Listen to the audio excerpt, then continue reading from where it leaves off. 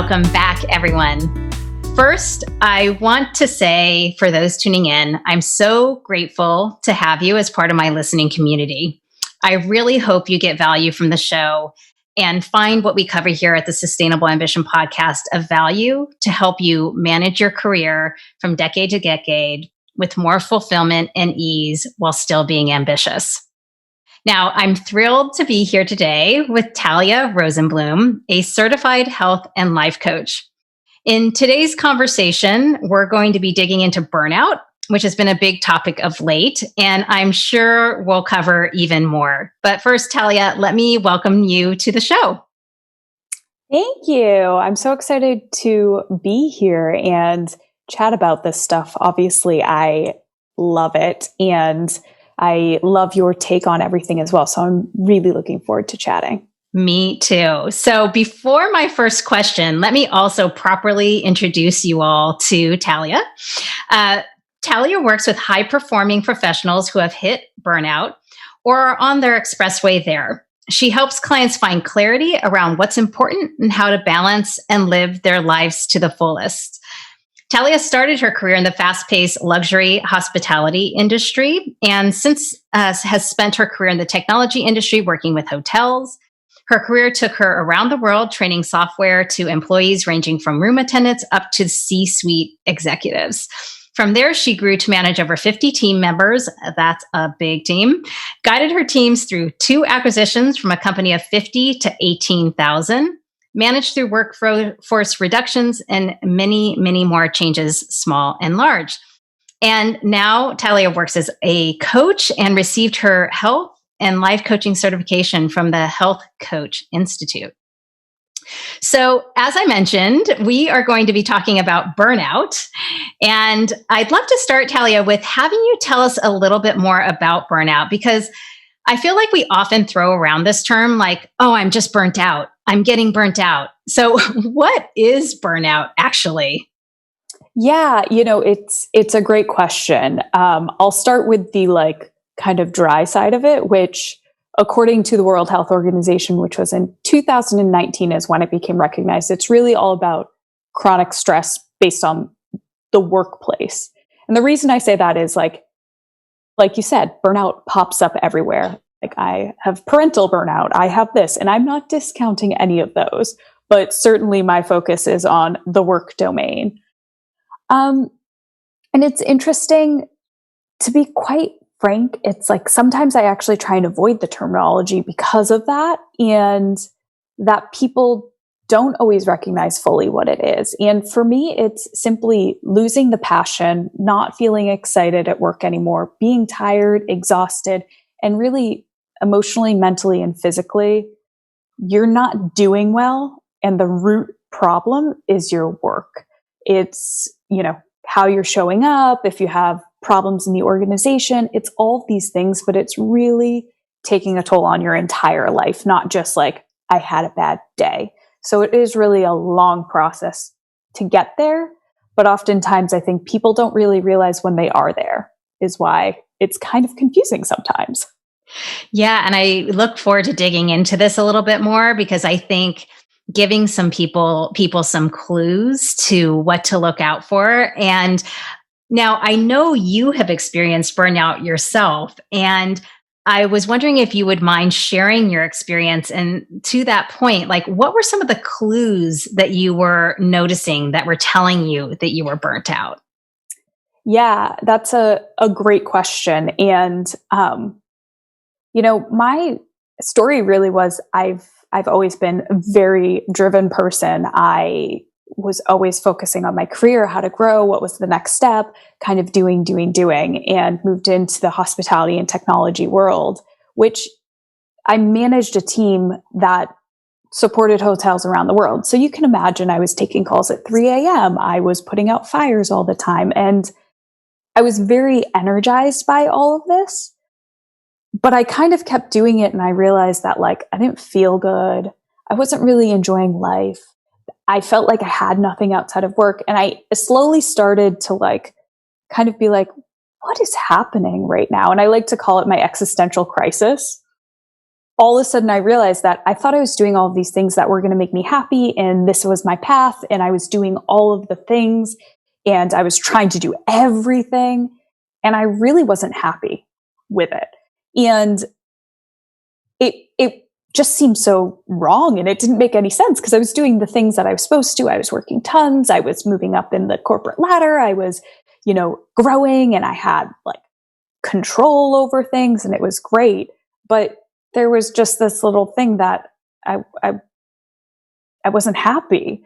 So at that point is when I hit burnout, but I actually didn't really know I was burnt out at the time. Instead, I just was like, okay, I got to start taking care of myself. I've got to, start exercising, eating better. This is when I started my meditation practice. All of these things that I was like, okay, well, I don't even know what to do right now, but I'm just going to try and take control over some of these things to kind of help that.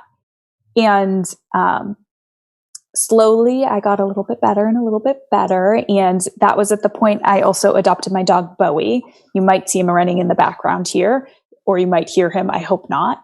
But I needed something outside of work to really get me to leave the office. There's nothing that got me to leave the office until I had a living thing that was relying on me.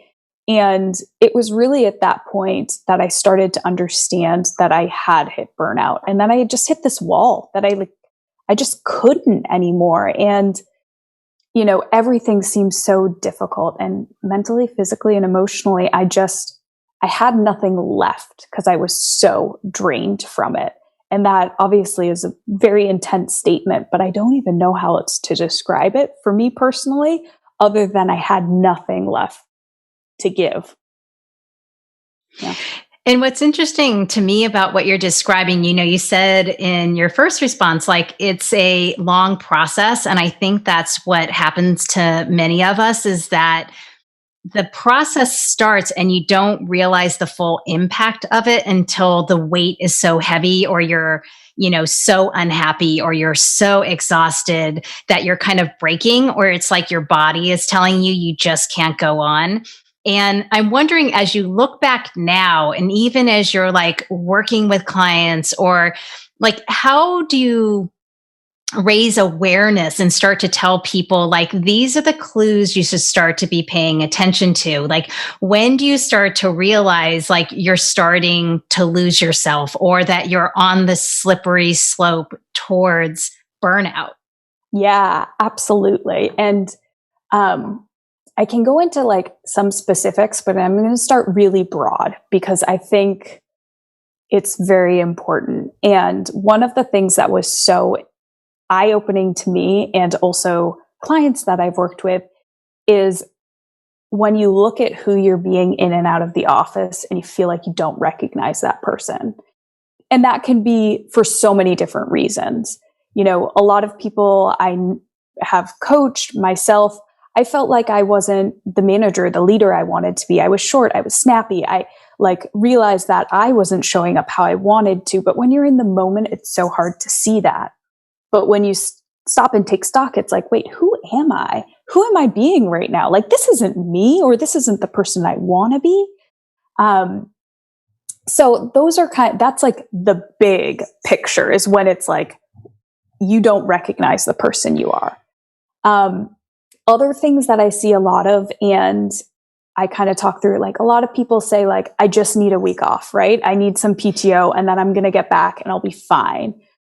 And then there's the people that just start looking for another job, and they're like, okay, well, I'm going to leave here because my work is the problem. It's not me. But the problem is like, they might move to another job, and if they haven't recovered or changed the way they work, they're still going to be burnt out there. So those are a few things that are the things people start noticing when they usually start coming to me. There's a whole lot more, health-wise. People tend to have high blood pressure. Hello, I can't imagine I'm alone. I was 30 and I didn't believe the doctor. I was like, it's just a busy day. It's no big deal. So you have all those health things. And then another thing that's like a lot more personal is challenges with your relationships, which is just not feeling like you're showing up how you want to. Again, it's sort of similar to that you're showing up at work thing, how you're showing up in your relationships. Are you showing up? Are you making time for them? Those are all things that start being triggers where it's like, wow, I'm just taking these big steps away from the person I think I am and how I'm showing up, and I don't recognize it anymore. So those are some of the things that I personally have experienced, and I think that people kind of start to notice it first. I think that there are things that come before that, right? You know, the not sleeping well, that usually kind of starts creeping up, right? Because you're ruminating, thinking about work instead of sleeping and all of that. So those are some of my top things that I think people mostly see. Yeah, that's so interesting. And I hear you kind of saying on one of these, or maybe it's both in terms of how the being at work and then the being in relationships, it's like you're really not showing up as your best self is what I'm hearing. 100%. 100%. Yeah. So then you started to describe, even for yourself, it's almost like when people start to recognize this, how do they start to, and oftentimes, again, people are a little bit too far along. I know I've experienced this, right? To where we're kind of like, okay, how do we start to clamber back and take some control? And you mentioned that you said, you know, I wanted to take some control of some things for yourself and like to start to, I don't know, get yourself back into a happier state or just, you know, rejuvenate yourself. But like, where do you start with recovering from burnout? Yeah. And that's a really great question. I think a lot of times you have to start external to work. And again, those are the things that you can control. I'm going to, you know, go out to dinner with someone. I'm going to plan it. It is going to happen. And that will kind of create that time box around work for, you know, an evening so that you're leaving the office. But, you know, the other things that you can do is really focus on the things that you have started to notice that aren't in alignment, right? And if it's, you know, for example, being snappy or having the responses that you feel like aren't really supportive of who you are, really thinking about how do I change that? What can I do? What's one small thing I can do when I feel myself starting to get triggered, starting to get frustrated? How can I change that? And it's not going to be a quick one. But if you can try and make one little small change where, you know, you pause before you send an email that you know is going to, because you're triggered and frustrated by the email, walking away before you send it. What can you do? And that's kind of taking back that control over your situation, how you're showing up, and the little things that you're doing every single day. That's a small little step, though. Yeah, I'm sure there are many things, right, to unwind.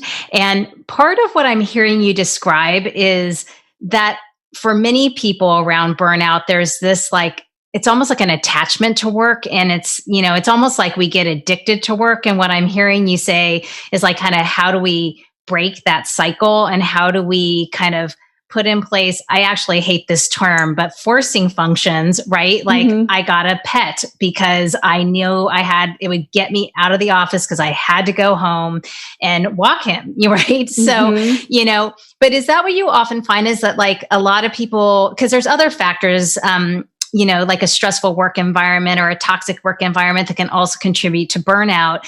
But do you find that a lot of people, especially these days, part of it is just this attachment to work and it's kind of needing to break that cycle? Yeah, absolutely. I actually, I strongly feel that we are very, very stuck on our professional identities as our whole personal identities. And I know that's, you know, for me, it's like I grew up working when I was young and then, you know, worked all throughout college. Work was super important to me and I wanted to be financially stable and I didn't want to have to rely on anyone. And, you know, then have been single for the majority of my life. And so it's like I had to provide, I had to do that. And the only way to do those things was my career. And so it's so true. Like we have this uber focus, and then you add in the people that are perfectionists, the high performers, all of those things that put all the weight on our shoulders. We really do put a lot into who we are. And one thing I always kind of talk about that I find so interesting that really paints this is, when kids are young, like starting with 3 years old, you start asking them, what do you want to be when you grow up? And, there's usually a little bit older than 3. They start saying, I want to be a lawyer. I want to be a doctor, the 5 things they know plus what their parents do. Though one of my best friend's kids said he wanted to be a pirate on a motorcycle. That's what you get for asking a 3-year-old, which is awesome. But, we start doing this at such a young age. So we are ingraining that importance of what you do as your career. And it's really something that we take with us. And even when you grow out of that, what's the question when people start going to college? What's your major?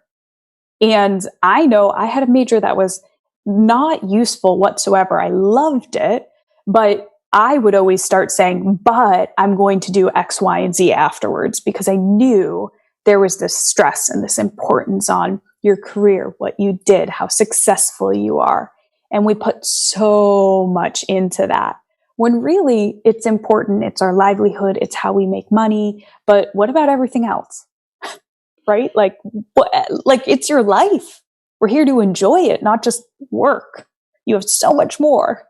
Yes, there's so much more. I really love what you're saying here. It's so interesting. It's like the guidance that people give around, like when you go to, which I know we can't do now, but a cocktail party or something like that, ask somebody something beyond just like, what do you do? Right. And I love this idea that, what if we broaden the questions that we asked ourselves at different, stages of our lives, from the time we're children to, early adulthood, in terms of these more really more well-rounded, getting to the term, like questions about like who we are as individuals and how do we, and that would be a really interesting exercise to come up with like this range of questions that we ask, like, how do you want to show up in the world? Like, and it's not just based on one's profession. Right. And I get it. We spend 40 hours probably plus a week working, and it's super important, but we work so we can live. We don't live so we can work, and like changing that. And you're so true. And even I think about, oftentimes when I'm introducing people, it's like, here's so-and-so, they do X, Y, and Z, because it's such this natural thing built into us. And it's like, why is that the most important thing to pass on? Right. Well, and that's such an American culture thing too. I think this would be a really interesting study, to do across cultures, and to hear kind of what are the questions that are asked of young children, and young adults, at different stages, at these, kind of critical stages, to kind of see if we can really broaden our view. So that's really, really interesting. I did want to come back to as well, like just when we think about, because I'm going to come back to kind of this life side of things, but when we, I'm kind of curious now during the pandemic, when we talked previously, you said that people feel a stigma in saying that they are burnt out. And you even mentioned earlier in this conversation that you even you, and I kind of agree, like, should we move away from this term of burnout? Like, there seems like there's so much attached to this word. And I was wondering if you could just share a little bit more about what you're seeing in terms of the stigma around burnout at this time of the pandemic. Yeah, absolutely. I think the most common thing I see is that people who are very clearly burnt out think that it's not them, right? They always think it's someone else. And there's, like, oh no, that person's in worse shape than me, right? Like, or this colleague that I work with, they're burnt out. I'm not burnt out. And so part of it is that there's this complete kind of like lapse of really being like, take a look, like you're crying in the bathroom. Things aren't okay right now. It's not. And I also think, like you were saying, there's so many layers on top of the pandemic right now, because there are certain things that are unavoidable and that are difficult. I think Zoom fatigue is real, and, having all of these business meetings. And, one thing I know has happened to me is, like, I feel like I'm losing context of things because I'm always sitting in the same place, talking to different people, but sitting in the same place. And it's become almost this norm that people are having no boundaries between their office and their home. And, people feel they need to put in more hours because they're now working from home and they don't have a commute, or they simply are like trying to teach their kids and then working until 9 p.m. trying to catch up on things. And just this whole, like, this is what it has become. And this is somehow the norm. So people don't think that they're burnt out. This is just what it is, Mm-hmm. So I think that's kind of where we are right now. And I do think it's so important to remember that, we have the ability to change the situation we're in. No one else does, right? Like, we can't change that there's a pandemic right now. Can we be unhappy with it? Yes. But can we really actually change the situation? No. Can we change that we're working from home and that some people have kids that they're dealing with, trying to teach them things and all of this? No, but there are things that we can do to overcome those and change the way we're working and change our perspectives and really shift all of that. And I just think that's a really important piece, though I think I went a little bit off topic there. No, you didn't. You didn't at all, actually. I think that, because one of the things, you're in terms of like people, I'm going to come back to, because you started to go around like, well, what can we do about it? Right. And all very relevant. And for the people that like aren't able to be aware of it, I'm wondering if you find that, like, do you have a checklist of questions to ask yourself, to kind of say like, yes, I qualify that I'm burnt out, or I'm, there's something I need to address here. Like, it may not be like burnout doesn't have to equal like leave job, or burnout equals whatever it might have to mean. And I think that's why it maybe just carries so much weight.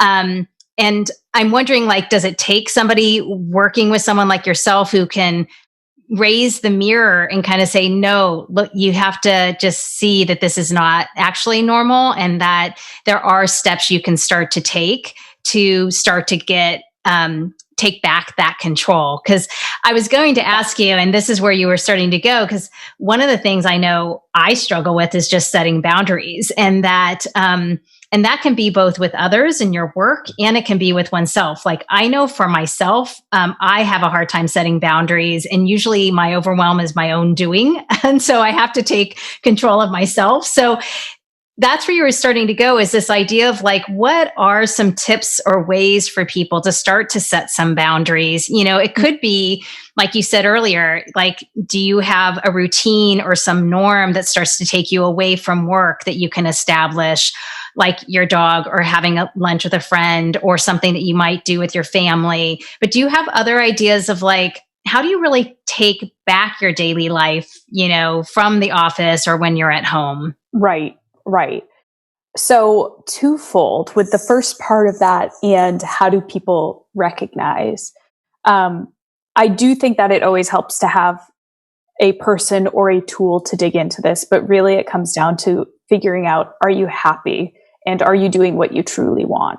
And that sounds so generic and big, but if you put on like, not your I won $1 million in the lottery hat, but in the perfect world, what would you want your life to look like?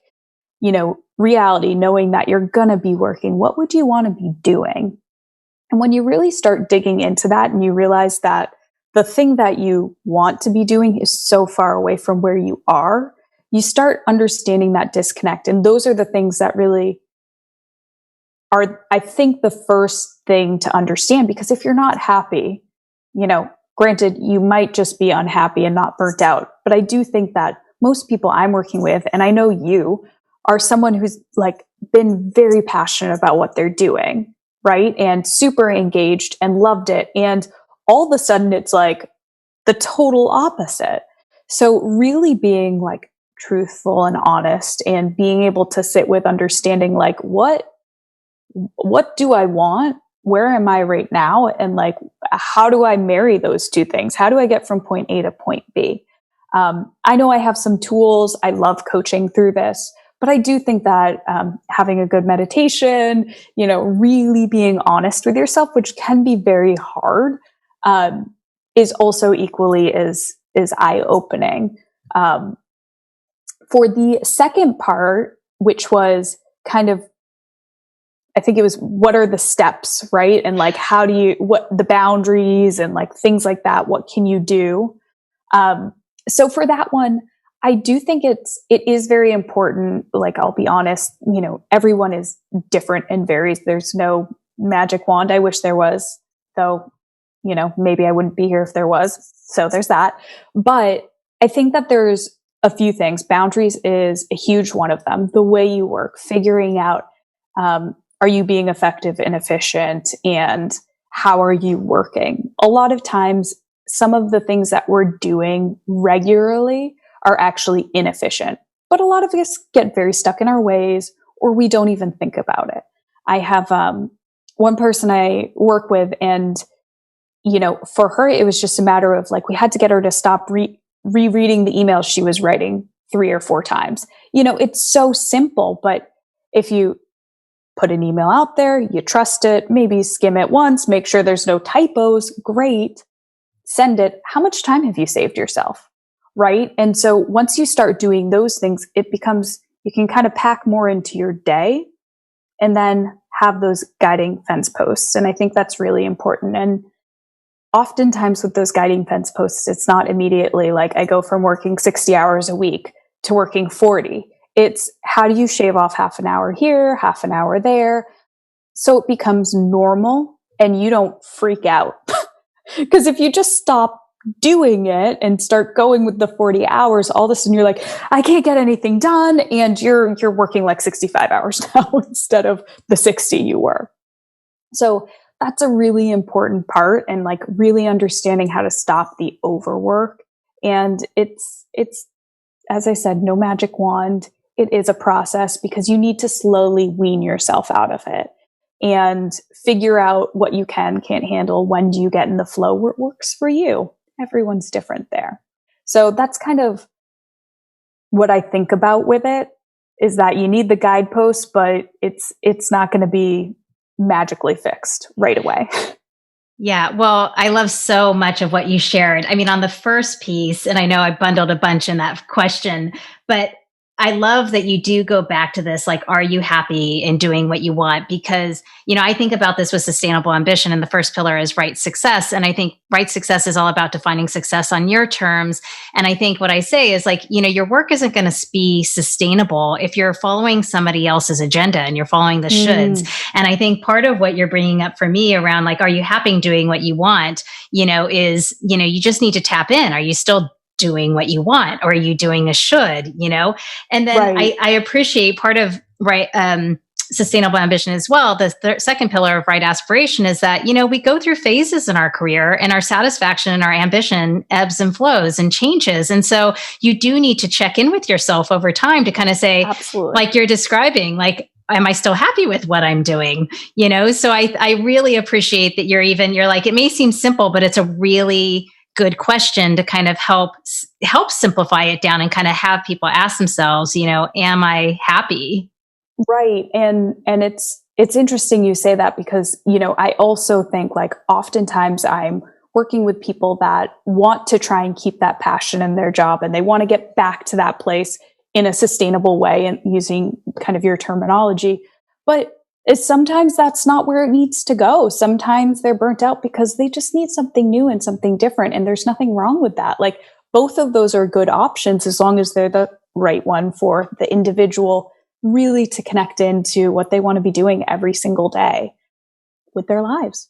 Yeah. Yeah. And then the second thing that you brought up that I wanted to come back to is just, I really appreciate you acknowledging this, that A, there's no silver bullet, and then B, importantly, this is unique to each of us, and that we need to kind of find our way through it and need to find what works best for us. And I think, I kind of feel in this like post-industrial revolution time, we've carried these elements over from that it's like, we all must work 9 to 5. We all must work the one same way. And the reality is we're all wired quite differently and like kind of work our best in different ways. So I kind of take away, it's really important to kind of identify what works for you and then to prototype your way into kind of like testing these things out and finding some new norms and routines that really work best for you. Yeah, and it's fascinating because even tying this back into the pandemic question, some people are completely thriving working from home, and this has given them, the freedom and the space to actually get out of burnout. And then there's the flip side of the people who are missing the human contact, the like really being there with people who, might swing the total opposite direction. And it's because we all work differently. We need different things. We want different things. We enjoy different things. So absolutely. Yeah. Mm-hmm. Yeah. And one thing I wanted to come back to too, you and I had talked about this, that because I like one of the perspectives that you have, and I think it's getting some perspective on like working hard versus what might cause burnout. So like you say, quote, there's nothing wrong with working your ass off in your career. I just want to help people also work their asses off at being happy, healthy, and living their lives when they aren't at work. And so before we get to that second part, because I want to come back to that, but I know I've hated in the past when I felt like I had to hide or apologize for being a hard worker. And some of us are just wired to be hard workers. Like you said, we get passionate about what we're doing, or we might want to put in the long hours when we're really into, this particular thing that we're working on at the moment, or we want to lean into perhaps, because we know we need to work hard to get a promotion. Maybe we're in flow and we lose track of time. So there just, are times when work kind of demands that of us. And then I was listening to the masterclass course with Doris Kearns Goodwin, the Pulitzer Prize winning presidential biographer. And she noted that, most successful, strong leaders become great leaders through hard, sustained work. It's not all about talent. So we know that at times we need to put in the work. So with all that said, I'm curious what your thoughts are when it's like, when is it okay to work our asses off? And when should one question the effort they're putting in? Right. Well, I think that's a great question. And I do think that thinking about how long-term this is and thinking about what the expectation is moving forward. A lot of times people start, putting in lots of hours and then they think that's their norm. When you get to the point where it's like, this is my norm, I have to do this. If I don't do this, I will look like I'm not showing up. I will look like I'm not doing my best I can. I do think that's one piece of it. And, another part is learning how to work hard in a way that you are showing up, that people are seeing that you're showing up and you are there 100% of the time. But that doesn't mean you're there 60 hours a week. So how do you show up in the time that you are there? How do you work with the other people? Is it delegating? Is it mentorship? Is it, there's all of these things that you can do to change the way you're showing up so that you can come across as that dedicated, hardworking person you are, but not necessarily, it doesn't always have to be in hours, right? Which is just the most common way we think about it. And so how can you change that to be like, I'm still showing up as the best I can and I'm putting everything into this job, but that doesn't mean they need all of my time in the world. So I think it's figuring that out, but also knowing that there will be ebbs and flows. And I think that's totally natural. And you and I talked about it before where it's like, we both can get very geeky into things and, go. And then, you're kind of like, whoa, okay, I need to take a break. I need to like breathe a little bit. And as long as you're recognizing that in yourself and that's not becoming, oh, this needs to be my norm now, I think you're going to be okay because it is natural. And I actually believe that going with your flow and your own natural way of working is going to serve you best, is going to serve anyone best. Though, as you said, sometimes it's a little hard because we have this idea of like what we should be doing and what, our country now looks like, at least specific here in the US, to what is normal work. And that's challenging with some organizations. And I hope that organizations, with the changes with the pandemic, can start seeing that there can be more flexibility and people can still show up and do an awesome job. And if you have people who are happier and working at the time that's best for them, they're actually going to be more engaged, likely to stay at their work, and, more dedicated to their organization. So it's kind of like turning everything on its back that we've learned in the past, 50 plus years, but in a very good way. Like there can be good things that come out of the pandemic, right? Like let's hope. Absolutely. Absolutely. No, I think that's absolutely true, that if we don't learn lessons from this time and, make things better going forward, then shame on us. Right. But it takes awareness and really actively, looking to put into place, both for ourselves and within our organizations, new practices that serve workers better. Absolutely. Yeah. So I wanted to come back to that second part where you say you want people to work their asses off at being happy, healthy, and living their lives when they aren't at work. And I'll come back to Doris Kearns Goodwin, because in her class, she goes on to talk about the importance of leaders relaxing and recharging. And she shares how Abraham Lincoln went to the theater more than 100 times during the Civil War. And when people would criticize him for doing so, he said if he didn't go, the anxiety would kill him. So there was this release valve, or this element of relaxing, recharging. So what does it look like to work your ass off about being happy and healthy and living life? Yeah, that's a great question. And for me, it's really just putting the time and effort into yourself and those things that light you up, and the things that we tend to put them kind of on the back burner, right? Compared to other things, and the dreams we think of. And I always like to think back of, people ask those questions like to 80-year-olds, what would you tell your younger self? Right. And that's the message they're usually saying, which is enjoy your life, figure out the things that make you happy and do them. And don't wait. Don't say, I'll do that when I retire. How do you incorporate all of those things into your life and make the time and the space for them? That's also very important. And that's probably the most basic part of it. But really recognizing what that is, when you're kind of burnt out and your identity is so held up in your career, sometimes it's hard to even realize what those things need to be. So it's sitting and thinking I don't know, I dream about going on vacation all the time and I never take it. Okay. What do you need to do to make sure you're taking that vacation? What do you need to do to make sure that you're having dinner with a friend once a week, seeing family, whatever it might be? But it really is, those things require effort too. And oftentimes we sacrifice those when we're putting all of our effort and energy into work. So you got to put as much energy there as you do showing up at the office.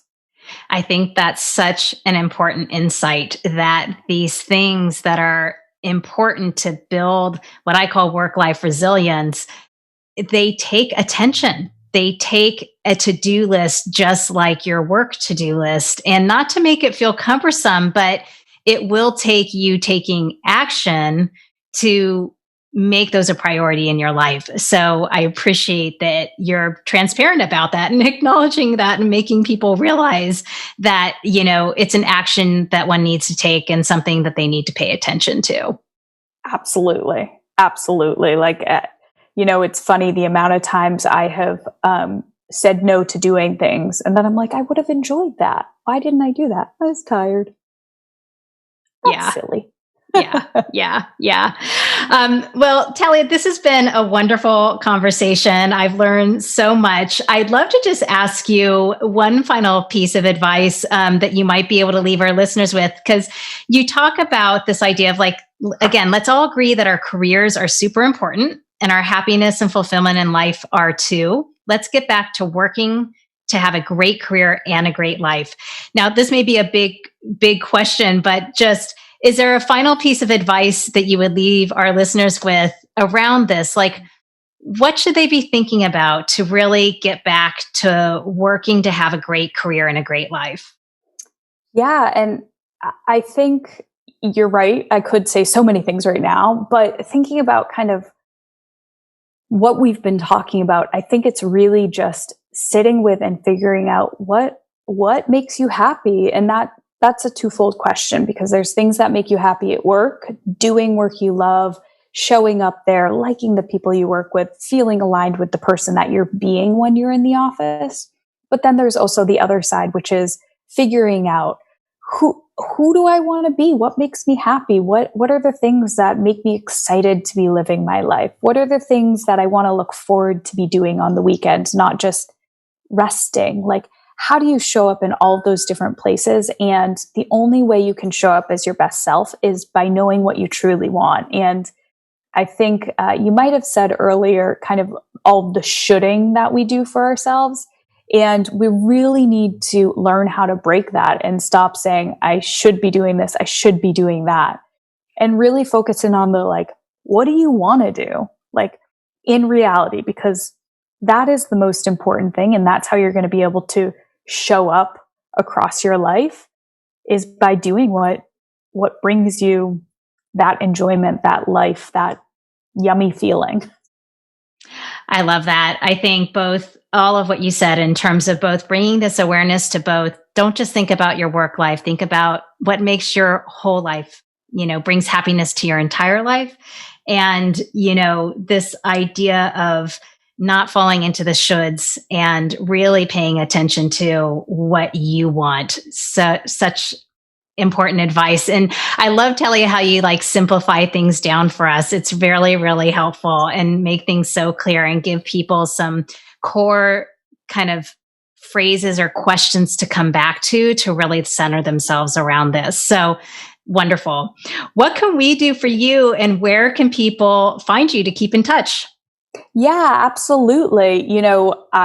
What you can do for me is just spread all of the word. I know we have the same type of message, Kathy. So it's really like, let's figure out the best way to work and imagine what can come out of that. Just spread the word. If you want to hear more from me, I would love to get connected further. My website is Talia Rosenblum, lifecoaching.com. So trlifecoaching.com. Sign up for newsletters, all sorts of information, and I post events that I'm doing, talks, all that type of stuff. And I'd love to just spread as much goodness as I can, because I'm very passionate about the topic. Wonderful, Talia. Thank you again for being with us today. This has been a fabulous conversation. I'm so glad you were on with us today. Absolutely. Thank you so much for having me.